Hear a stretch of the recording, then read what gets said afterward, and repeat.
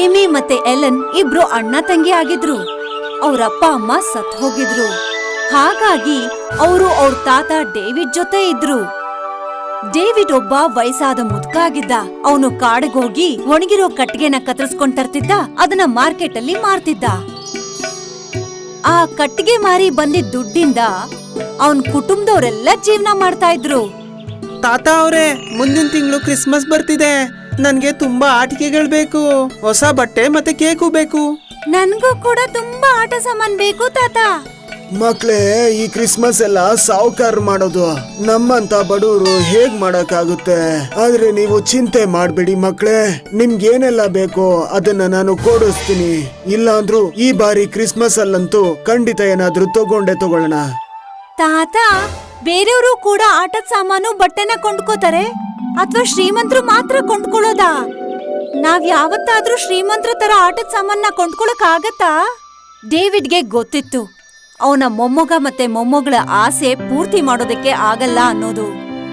ಅವನ ಬಡತನದಿಂದ ಅವ್ರಿಗೆ ಹೊಟ್ಟೆ ತುಂಬಾ ಊಟ ಕ್ರಿಸ್ಮಸ್ ಅಲ್ಲಿ ಅವ್ರ ಆಸೆ ಪಡೋಂತದನ್ನೆಲ್ಲ ಕೊಡಿಸ್ಬೇಕು ಅಂತ ದೊಡ್ಡ ಮನ್ಸ್ ಮಾಡಿರ್ತಾನೆ. ಅದನ್ನೇ ಯೋಚಿಸ್ತಾ ಡೇವಿಡ್ ಕಾಡಿಗೆ ಸೌದೆ ತರೋದಕ್ಕೆ ಅಂತ ಹೋಗ್ತಾನೆ. ಆಮೇಲೆ ಆ ಸೌದೆನ ಒಂದು ಹೋಟೆಲ್ಗೆ ಮಾರ್ತಾ ಹೇಳ್ತಾನೆ, ನಿಮಗ್ ಗೊತ್ತೇ ಇದೆ ಸೇಟು, ಕ್ರಿಸ್ಮಸ್ ಹಬ್ಬ ಬರ್ತಿದೆ ಅಂತ. ಅದಂತೂ ಪ್ರತಿ ವರ್ಷ ಬರುತ್ತೆ. ನಿಮ್ ವಿಷಯ ಹೇಳಿ ಡೇವಿಡ್, ಏನ್ ಬೇಕಾಗಿದೆ? ನನಗ್ ಸ್ವಲ್ಪ ಅಡ್ವಾನ್ಸ್ ಏನಾದ್ರೂ ಸಿಕ್ಕಿದ್ರೆ ನನ್ನಂತ ಬಡವ ಕೂಡ ನನ್ನ ಮೊಮ್ಮಗ ಮತ್ತೆ ಮೊಮ್ಮಗಳಿಗೆ ಏನಾದ್ರೂ ಕೊಡಿಸ್ಬೋದು. ನೋಡಿ ಡೇವಿಡ್ ಅಣ್ಣ, ನಿಮ್ಮ ಬಡತನದ ಬಗ್ಗೆ ಮಕ್ಕಳಿಗೆ ಸರಿಯಾಗಿ ತಿಳಿಸಿ ಹೇಳಿ. ಆಗ ಅವರು ದೊಡ್ಡ ದೊಡ್ಡ ಆಸೆನ ಮನ್ಸಲ್ಲಿ ಇಟ್ಕೊಳ್ಳೋದಿಲ್ಲ. ಬಡವ್ರ ತರನೇ ಇರ್ಬೇಕು, ಗೊತ್ತಾಯ್ತಾ? ಇದೆಲ್ಲ ನನ್ನಂತ ಸಾಹುಕಾರರು ಮಾಡುವಂತ ಹಬ್ಬ, ನಾವು ಮಾತ್ರ ಆಚರಿಸೋದು. ನಡಿ, ಈಗ ಇಲ್ಲಿಂದ ಹೋಗು. ಹೋಟೆಲ್ ಅವನ್ ಹೇಳಿದ ಮಾತನ್ನ ಕೇಳಿ ಡೇವಿಡ್ ಸುಮ್ನೆ ಆಗ್ಬಿಡ್ತಾನೆ. ಆಮೇಲೆ ಅಲ್ಲಿಂದ ನೇರವಾಗಿ ಮನೆಗ್ ಬರ್ತಾನೆ. ಮತ್ತೆ ಮಾರನೇ ದಿನ ಕಟ್ಟಿಗೆ ತರೋದಿಕ್ಕೆ ಅಂತ ಕಾಡಿಗೆ ಹೊರಟಾಗ ಇದ್ದಕ್ಕಿದ್ದ ಹಾಗೆ ತಲೆ ಸುತ್ತ ಬಂದು ಕೆಳಗಡೆ ಬಿದ್ದು ಹೋಗ್ತಾನೆ. ತಾತ ತಾತ, ಏನಾಯ್ತು ತಾತ? ಮಗು, ನನಗೆ ತಲೆ ಸುತ್ತಾ ಇದೆ, ಬೇಗ ಡಾಕ್ಟರ್ನ ಕರ್ಕೊಂಬಾ ಮಗು. ಈಗ್ಲೇ ಕರ್ಕೊಂಬರ್ತೀನಿ ತಾತ, ಈಗ್ಲೇ ಕರ್ಕೊಂಬರ್ತೀನಿ. ಹಾಗ್ ಹೇಳಿ ಏಮಿ ಡಾಕ್ಟರ್ನ ಕರ್ಕೊಂಡ್ ಬರೋದಿಕ್ಕೆ ಅಂತ ಓಡ್ ಹೋಗ್ತಾನೆ. ಆಮೇಲೆ ಡಾಕ್ಟರ್ ಡೇವಿಡ್ ಆರೋಗ್ಯನ ಪರೀಕ್ಷೆ ಮಾಡಿ ಅವನಿಗೆ ಹೇಳ್ತಾನೆ, ನೋಡಿ ಡೇವಿಡ್, ನಿಮ್ಮ ಆರೋಗ್ಯ ತೀರಾ ಹದಗೆಟ್ಟಿದೆ. ಹಾಗಾಗಿ ಕೆಲವು ದಿನಗಳಂತೂ ನೀವು ವಿಶ್ರಾಂತಿ ಪಡಿಬೇಕು. ಆಗ್ಲೇ ನಿಮ್ಮ ಆರೋಗ್ಯ ಸರಿ ಹೋಗೋದು. ತಗೊಳ್ಳಿ, ಈ ಔಷಧಿನ ತಗೊಳ್ಳಿ, ಆದಷ್ಟು ಬೇಗ ನೀವು ಸರಿ ಹೋಗ್ತೀರಾ. ಅಷ್ಟನ್ನ ಹೇಳಿ ಡಾಕ್ಟರ್ ಅಲ್ಲಿಂದ ಹೊರಟೋಗ್ತಾನೆ. ಆಗ ಈಮಿ ಹೇಳ್ತಾನೆ, ನೀವ್ ಚಿಂತೆ ಮಾಡ್ಬೇಡಿ ತಾತ ಅವ್ರೆ, ನಾನ್ ಎಲ್ಲ ನೋಡ್ಕೊಂತೀನಿ. ಇನ್ ಮುಂದೆ ನಾನೇ ಹೋಗ್ತೀನಿ ಕೆಲ್ಸ ಮಾಡೋದಕ್ಕೆ. ನೀವು ಮನೆಯಲ್ಲಿ ವಿಶ್ರಾಂತಿ ತಗೊಳ್ಳಿ, ಸರಿನಾ? ಅಷ್ಟನ್ನ ಹೇಳಿ ಈಮಿ ಮಾರ್ಕೆಟ್ ಕಡೆ ಹೋಗ್ತಾನೆ. ಇಡೀ ಮಾರ್ಕೆಟ್ ಕ್ರಿಸ್ಮಸ್ ನ ಜಗಮಗಿಸೋ ಲೈಟ್ಗಳು, ಹೊಳೆಯೋ ಅಂತ ನಕ್ಷತ್ರಗಳಿಂದ ಅಲಂಕಾರ ಮಾಡಿರ್ತಾರೆ. ಅದನ್ನ ನೋಡಿ ಈಮಿಗೆ ಆಶ್ಚರ್ಯ ಆಗತ್ತೆ. ಈಮಿ 4 ಕಡೆ ನೋಡ್ಕೊಂಡು ಸುತ್ತ ತಿರುಗ್ತಾ ಇರ್ತಾನೆ. ಆಗ ಅವನ ಗಮನ ಆಟದ ಸಾಮಾನ್ ಅಂಗಡಿ ಮೇಲೆ ಹೋಗತ್ತೆ. ಒಂದು ಮಗು ತನ್ನ ತಾಯಿ ಹತ್ರ ಕಾಸ್ಟ್ಲಿ ಆಟ ಸಾಮಾನ್ ಬೇಕು ಅಂತ ಹಠ ಮಾಡ್ತಿತ್ತು. ಅಮ್ಮ, ನನಗೆ ಆ ರೋಬೋಟ್ ಬೇಕು, ಆ ಏರೋಪ್ಲೇನ್ ಕೂಡ. ಹಾ ಆಯ್ತು ಬಿಡು, ನಿನಗೇನ್ ಬೇಕೋ ಅದನ್ನ ತಗೋ.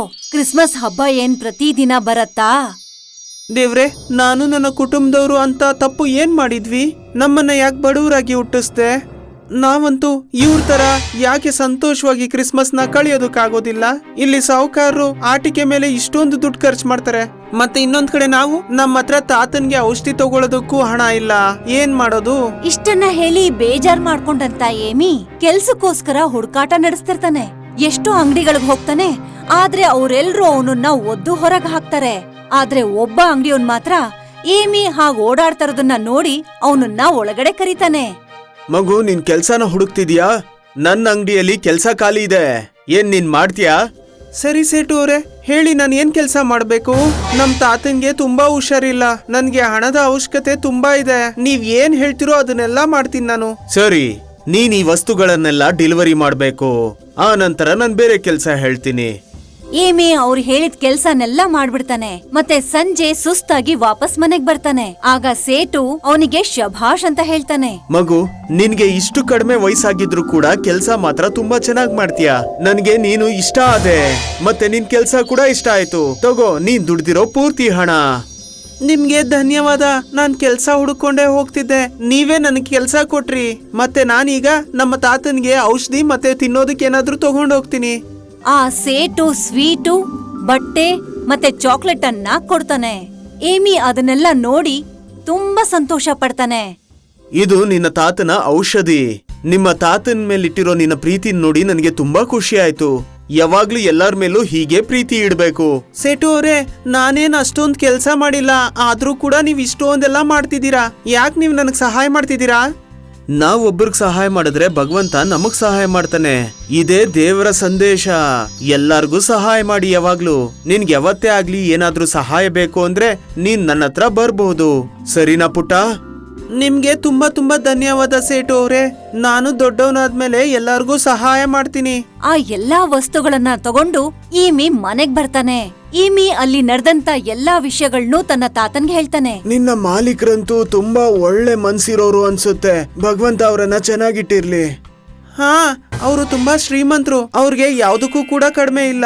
ಆದ್ರೂ ಕೂಡ ಅವರು ಬಡವರಿಗೆ ಸಹಾಯ ಮಾಡ್ತಾರೆ. ನಾನು ಕೂಡ ನಿನ್ನ ಸೇಟು ಅವರನ್ನ ಭೇಟಿ ಮಾಡ್ಬೇಕು. ಸ್ವಲ್ಪ ದಿನದಲ್ಲೇ ಏಮಿ ತಾತ ಪೂರ್ತಿಯಾಗಿ ಹುಷಾರಾಗ್ತಾರೆ. ಏಮಿ ತಾತನ್ನ ಕರ್ಕೊಂಡು ಸೇಟು ಅಂಗಡಿ ಹತ್ರ ಹೋಗ್ತಾನೆ. ಸೇಟು ಏಮಿನ ನೋಡಿ ತುಂಬಾ ಖುಷಿ ಪಡ್ತಾನೆ. ಇವ್ರು ನಮ್ಮ ತಾತ. ಇವ್ರು ನಿಮ್ಮನ್ನ ನೋಡ್ಬೇಕು ಅಂತ ಹೇಳಿದ್ರು. ನಿಮ್ ಸಹಾಯದಿಂದ ಇವ್ರು ಪೂರ್ತಿಯಾಗಿ ಗುಣ ಆಗಿದ್ದಾರೆ. ನಿಮ್ಗೆ ತುಂಬಾ ತುಂಬಾ ಧನ್ಯವಾದ. ನೀವು ಹೇಮಿಗೆ ಕೆಲ್ಸ ಕೊಟ್ಟಿದ್ದಕ್ಕೆ ನಾನು ಯಾವತ್ತೂ ಋಣಿಯಾಗಿರ್ತೀನಿ. ಏಮಿ ಒಬ್ಬ ತುಂಬಾ ಬುದ್ಧಿವಂತ ಹುಡುಗ. ಅವನು ಮುಂದೆ ಹೋಗ್ಬೇಕು. ಅವನು ತುಂಬಾ ಮುಂದುವರಿತಾನೆ. ಈಗ ಇವನ ಕಾರಣದಿಂದನೇ ನನ್ ಜೀವ ಉಳ್ದಿರೋದು. ಇವತ್ತಿಂದ ಏಮಿ ಹೋದ ಖರ್ಚನ್ನ ನಾನ್ ನೋಡ್ಕೊಂತೀನಿ. ನೀವ್ ಸ್ವಲ್ಪನೂ ಚಿಂತೆ ಮಾಡ್ಬೇಡಿ. ನಿಜವಾಗ್ಲೂನಾ? ನನಗೆ ನನ್ನ ಕಿವಿಗಳ ಮೇಲೆ ನಂಬಿಕೆ ಬರ್ತಿಲ್ಲ. ನಾನ್ ದೊಡ್ಡವನಾದ್ಮೇಲೆ ಟೀಚರ್ ಆಗ್ತೀನಿ, ಮತ್ತೆ ಮಕ್ಕಳಿಗೆ ಸರಿಯಾದ ಮಾರ್ಗದರ್ಶನ ನೀಡ್ತೀನಿ. ವಾ, ನನಗೆ ನಿನ್ ಕಂಡ್ರೆ ಹೆಮ್ಮೆ ಆಗ್ತಿದೆ. ಏಮಿ ದೊಡ್ಡ ಸ್ಕೂಲ್ಗೆ ಹೋಗ್ತಾನೆ. ಮತ್ತೆ ಆ ಏರಿಯಾದ ಬಡ ಮಕ್ಕಳಿಗೆ ಪಾಠ ಮಾಡ್ತಾ ಇರ್ತಾನೆ. ಮಕ್ಕಳ ಸರಿಯಾದ ದಾರಿ ಅವರನ್ನ